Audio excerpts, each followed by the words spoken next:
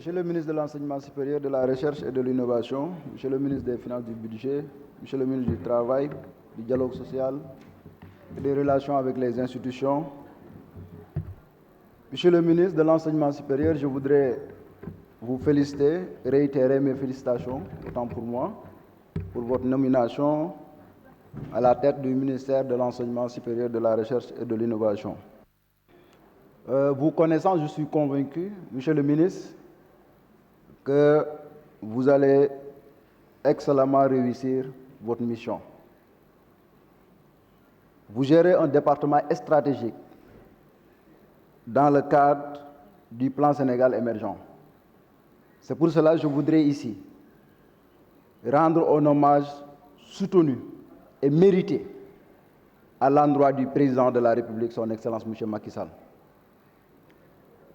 Il a très bien compris en 2013 que pour la transformation du secteur de l'enseignement supérieur, il faut des réformes majeures. Et c'est ça qu'il a fait avec les 118 recommandations et 11 décisions qui nous ont permis aujourd'hui d'avoir pratiquement 8 universités publiques au Sénégal. Et avant lui, on n'avait que 2. Parce que certains diront qu'il y avait l'université de Thiès, Bambey, l'université Hassan Sekh de Ziguinchor, mais c'était des centres universitaires régionaux. Mais dans le cadre de la transformation, le président a transformé ces universités-là, ces centres universitaires régionaux, en universités modernes. Monsieur le ministre, je voudrais aussi parler de la création de l'UVS, de l'université Amadou Mahtar Mbow de Diamniadio, des ISEP et des espaces numériques ouverts qui sont en train d'être construits pratiquement dans toutes les régions du Sénégal. Ça, c'est une révolution dans le secteur.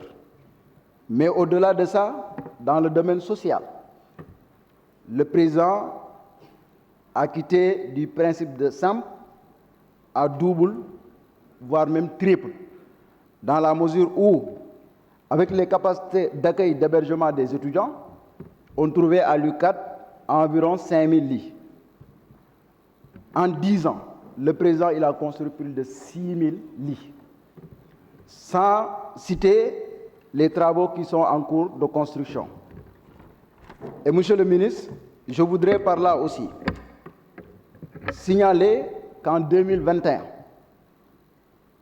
les représentants d'étudiants des universités de Dakar, Thiès, Ziguinchor, Bambey, Saint-Louis, de l'IVES et de l'université du Sine Saloum, et moi avions travaillé sur un document relevant les problèmes socio-pédagogiques de l'ensemble des étudiants du Sénégal.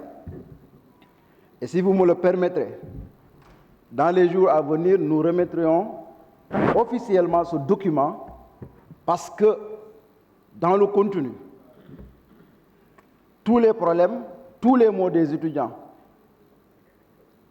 sont déjà élaborés. En plus de cela, les étudiants ont fait des recommandations. C'est pour cela que je ne reviendrai pas sur certaines préoccupations venant des étudiants. Mais il y a un point qui me tient à cœur, c'est l'assainissement au niveau de l'université Gaston Berger de Saint-Louis. C'est extrêmement important parce que depuis un certain moment, les étudiants ont des difficultés dans ce sens. À cela aussi s'ajoute, dans le cadre de la connexion, parce qu'on a parlé de l'enseignement bimodal, et les étudiants ont besoin vraiment d'une haute connexion pour pouvoir suivre leurs cours, mais malheureusement dans les universités, compte tenu aussi du nombre, il faudrait qu'on renforce le réseau Wi-Fi dans ces universités.